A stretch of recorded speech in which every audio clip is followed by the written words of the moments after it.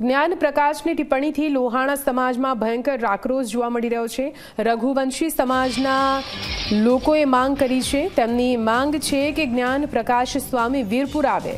જ્ઞાન પ્રકાશ સ્વામી વીરપુર આવી માફી માંગે।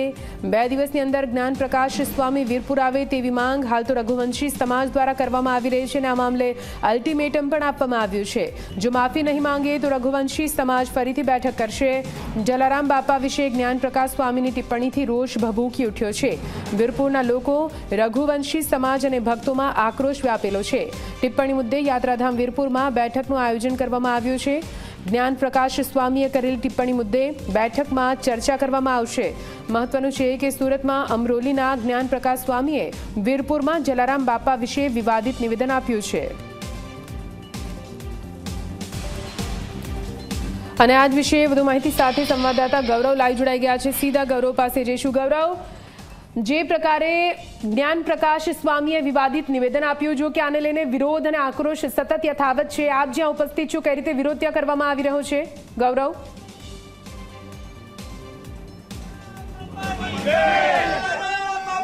ચોક્કસ જ જ્ઞાન પ્રકાશ સ્વામી દ્વારા જે રીતના બફાટ છે તે કરવામાં આવ્યો છે ને ત્યાર પછી જેતપુરના જે લોકો છે, રઘુવંશી સમાજ છે કે તેમની અંદર એક રોષ છે તે જોવા મળી રહ્યો છે। પંચાયત ખાતે જે બેઠકનું આયોજન કરવામાં આવ્યું હતું, આ બેઠકની અંદર વીરપુર 2 દિવસ સજ્જડ બંધ રાખવાનો નિર્ણય છે તે કરવામાં આવ્યો છે ને હવે સ્થાનિક લોકો છે કે તેઓ અત્યારે જલારામ બાપાની જે જગ્યા છે કે ત્યાં દર્શન માટે જઈ રહ્યા છે। 24 કલાકનું અલ્ટિમેટમ છે તે જ્ઞાન પ્રકાશ સ્વામીને આપવામાં આવ્યું છે। આવતીકાલે રાત સુધીમાં જો જ્ઞાન પ્રકાશ સ્વામી જે જલારામ બાપાની જગ્યા છે કે ત્યાં આવી અને તેઓ માફી નહીં માગે તો આગામી રણનીતિ છે તે 6 તારીખથી જાહેર છે તે કરવામાં આવશે। આપણી સાથે કેટલાક આગેવાનો છે, તેમની સાથે વાત કરીશું।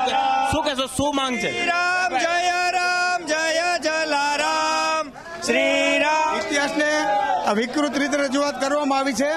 આમાં સ્વામિનારાયણ મંદિરને કોઈ કન્સર્ટ નથી, ભોજરામ બાપાની આજ્ઞાથી આ ચાલુ કર્યું છે। આ સ્વામીજીએ વિકૃત રજૂઆત કરી છે અને ઇતિહાસ સાથે ચેડા કર્યા છે। હવે આગામી દિવસોમાં શું કરશો? જ્યાં સુધી આ સ્વામીજી વીરપુર આવીને માફી ન માંગે ત્યાં સુધી આંદોલન ચાલુ રહેશે। આ 2 દિવસ બંધ રહેશે સંપૂર્ણપણે।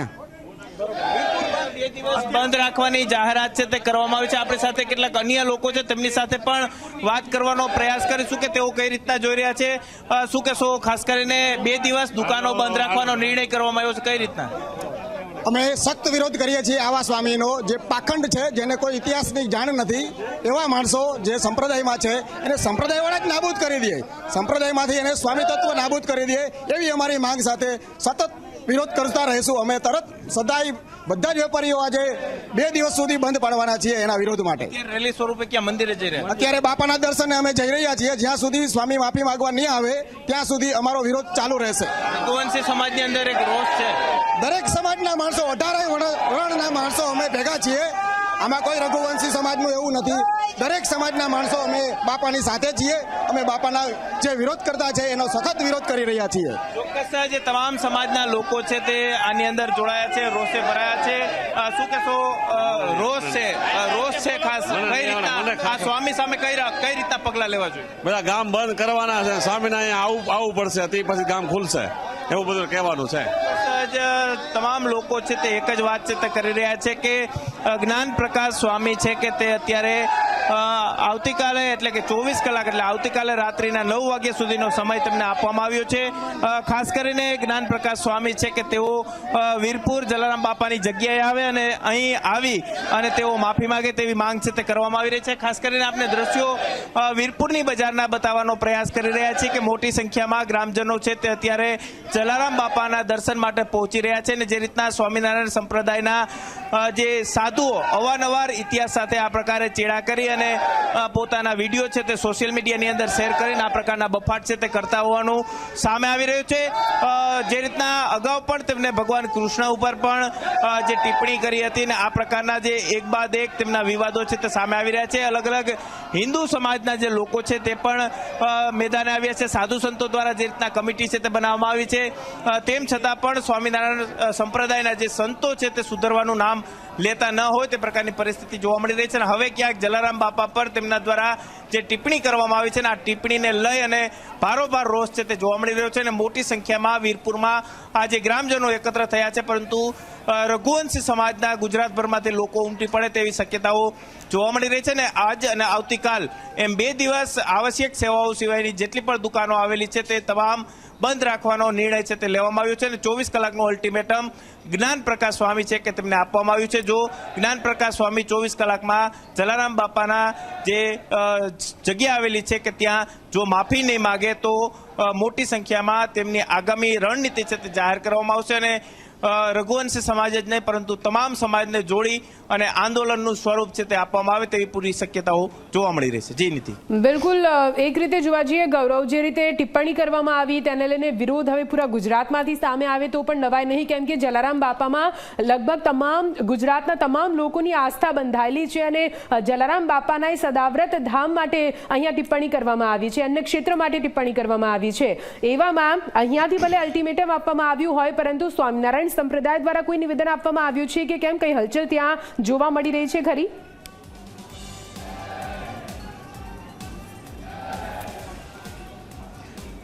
નિધિ, 205 વર્ષથી સદાવ્રત છે તે જલારામ બાપાનું ચાલી રહ્યું છે. ને જે મહાસુદના દિવસે, મહાસુદ બીજના દિવસે આ સદાવ્રત છે તે શરૂ કરવામાં આવ્યું હતું. સમગ્ર ગુજરાત નહીં, દેશભરના લોકોની એક આસ્થા છે તે જલારામ બાપા, સંત શિરોમણી જલારામ બાપા છે કે તેમના પર રહેલી છે. આ મંદિરની અંદર 1 પણ રૂપિયાનું દાન છે તે સ્વીકારવામાં નથી આવતું.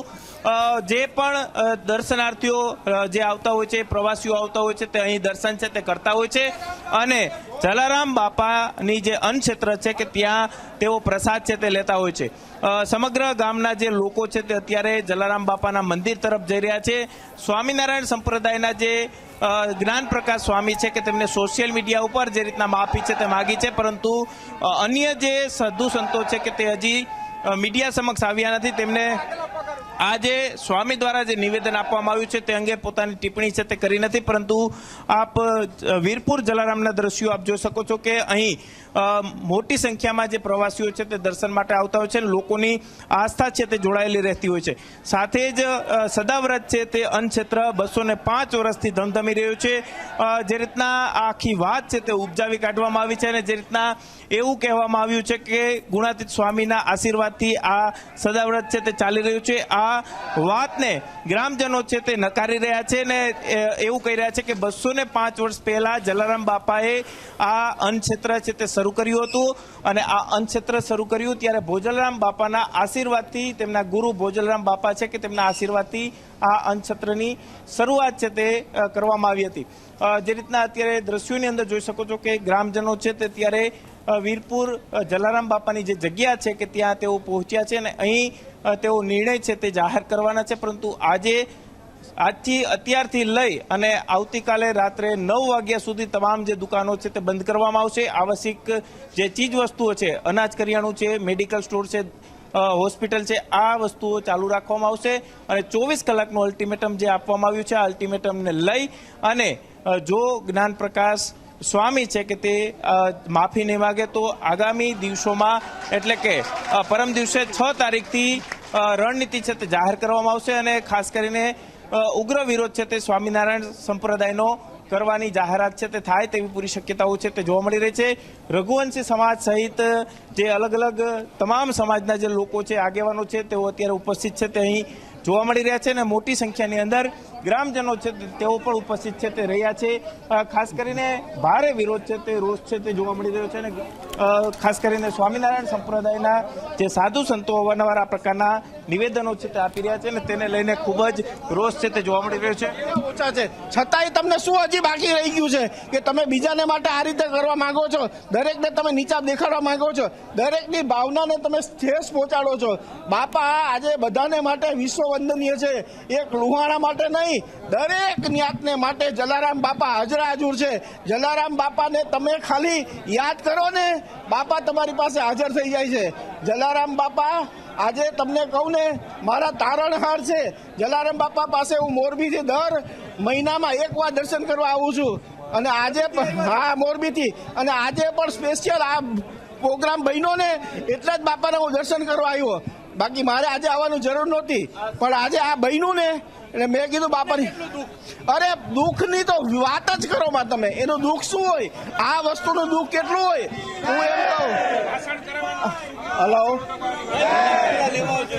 હલો આની પાસે પગલામાં એક જ વસ્તુ છે, આને ગાદી ઉપર કોઈ દિવસ પ્રવચન કરવા દેવું ન જોઈએ અને આને કેવું જોઈએ કે હવે તમારે સેવા કરો ગાદી આ કચરા પોતાની, બીજું કાંઈ તમારે કરવાની જરૂર નથી. તમે પ્રવચન આપવાના લાયક નથી. પ્રવચન તમે ઘણા આપી દીધા, તમે કોઈ પણ પ્રવચન આપવાના લાયક નથી. અરે ભાઈ સાહેબ ખોટા પ્રવચન એટલે આ તમે આખો ઇતિહાસ થી પથ્થર ફેરી નાખે છે. ઇતિહાસ બધાય વાંચે છે અને તમે નવો ઇતિહાસ બનાવો. તમને ઇતિહાસ લખવાનો અધિકાર કોને આપ્યો હું એમ કહું.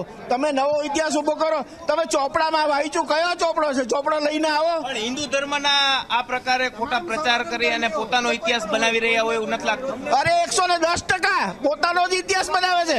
સ્વામિનારાયણ ભગવાન આવ્યા ને ગુણાતીન સ્વામી આવ્યા ને બધા આવ્યા, પણ આવ્યા ક્યાં? તમે બતાવો તો ખરા. તમે તમે તમે અમને બતાવો કે કોણ આવ્યું, અમે સાબિત કરો. ચોક્કસ જ જે દર્શનાર્થીઓ છે કે તેઓ પણ રોષ છે તે વ્યક્ત કરી રહ્યા છે અને તેઓ અત્યારે મોરબીથી અહીં દર્શન માટે આવ્યા છે અને તેઓ પણ રોષ છે તે વ્યક્ત કરતા અહીં જોવા મળી રહ્યા છે. એટલે કે ક્યાંક જે જ્ઞાન પ્રકાશ સ્વામી છે કે તેમની સામે બારોબાર રોષ છે તે અત્યારે જોવા મળી રહ્યો છે અને સમગ્ર ગુજરાતની અંદર આ વિવાદથી ક્યાંક લોકોની અંદર એક રોષ છે તે ભભૂકી રહ્યો છે. અત્યારે જે રીતના રઘુવંશી સમાજના આગેવાનો છે કે તેઓ પણ ખૂબ જ રોષે છે તે ભરાયા છે ને તેઓ પણ આગામી સમયની અંદર મિટિંગ કરી અને ક્યાંક જે જ્ઞાન પ્રકાશ સ્વામી છે કે તેમની સામે પગલાં છે તે લેવાની માંગ છે તે કરી શકે છે. જિલ્લા વાઇઝ આવેદન પત્ર છે તે આપવામાં આવે તેવી પણ પૂરી શક્યતાઓ છે તે અત્યારે જોવા મળી રહી છે.